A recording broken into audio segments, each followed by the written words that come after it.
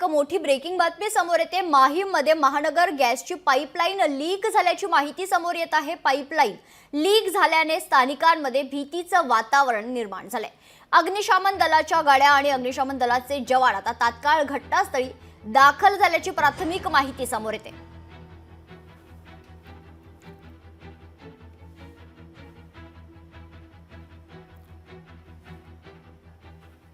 या संदर्भात अधिक माहिती जाणून घेऊयात। आमचे प्रतिनिधी स्वप्नील जाधव आपल्या सोबत जोडले गेलेले आहेत। स्वप्नील, काय अधिकची माहिती आहे? माहीममध्ये खरं तर महानगर गॅसची पाईपलाईन लीक झाल्याचं कळतंय।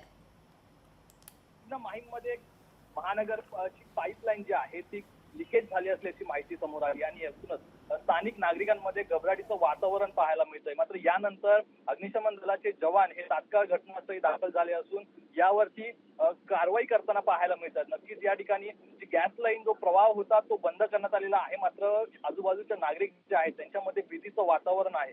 यावरती अग्निशमन दलाचे जवान सुद्धा आहेत आणि त्यासाठी फायर ब्रिगेडच्या गाड्या सुद्धा पोहोचलेल्या आहेत। त्यामुळे यावर शर्थीचे प्रयत्न करून सर्व जी यंत्रणा आहे ती कामाला लावल्याचं पाहायला मिळतंय। मेघना, निश्चित धन्यवाद स्वप्नील, आपण दिलेल्या सविस्तर माहितीसाठी।